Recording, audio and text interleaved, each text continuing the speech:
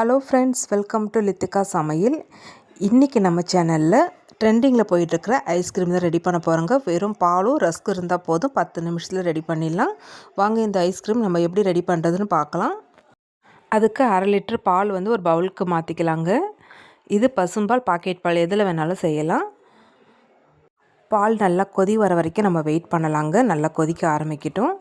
கொதிக்க ஆரம்பித்த பிறகு அடுப்பை சிம்மில் வச்சுக்கோங்க. இப்போ இது கூட என்னென்ன பொருள் சேர்க்கறதுன்னு பார்க்கலாம். இப்போ இது கூட ஒரு 10லேருந்து 15 பாதாம் எடுத்துருக்கேங்க. இதை அப்படியே சேர்த்துக்கலாம்.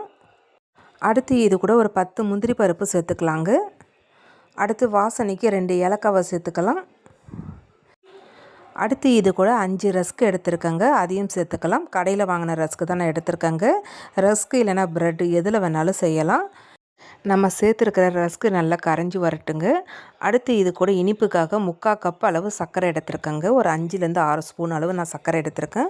உங்களுக்கு இனிப்பு தேவைப்பட்டுச்சுன்னா கொஞ்சம் கூடுதலாக எடுத்துக்கோங்க.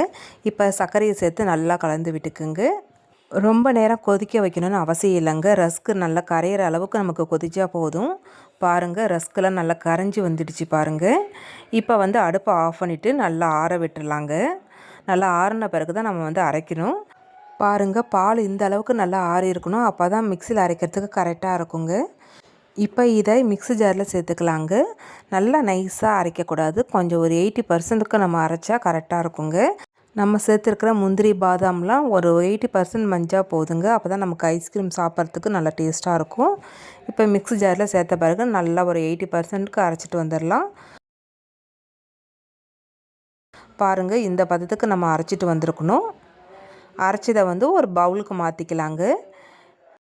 மேலே கார்னிஷ்காக கொஞ்சமாக பாதாமை வந்து சீவி வச்சுருக்கேங்க, அதை தூவிக்கலாம். இந்த ஐஸ்கிரீம் செய்கிறதுக்கு எந்த ஒரு செலவும் இல்லைங்க. வீட்டில் பாதாம், முந்திரி, பால், ரஸ்க் இருந்தால் போதும், சட்டுன்னு செஞ்சிடலாம். இப்போ நல்லா மூடி போட்டு ஓவர் நைட் வச்சிடலாம் ஃப்ரீசரில். ஓவர் நைட் இல்லைன்னா ஒரு 5லேருந்து 6 மணி நேரம் வச்சா போதும். பாருங்கள், சூப்பரான ஐஸ்கிரீம் ரெடி ஆகிடுச்சிங்க. இந்த ஐஸ்கிரீம் பிகினர்ஸ் கூட ஈஸியாக செய்யலாம். கண்டிப்பாக செஞ்சு பார்த்துட்டு எனக்கு ஃபீட்பேக்கை கமெண்ட்டில் சொல்லுங்கள். இந்த வீடியோ உங்களுக்கு பிடிக்கும்னு நினைக்கிறேன். பிடிச்சிருந்தால் லைக் பண்ணுங்கள், ஷேர் பண்ணுங்கள், கமெண்ட் பண்ணுங்கள். மறக்காமல் நம்ம சேனலை சப்ஸ்கிரைப் பண்ணிக்கோங்க.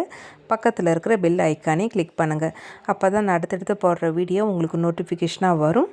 நன்றி, வணக்கம்.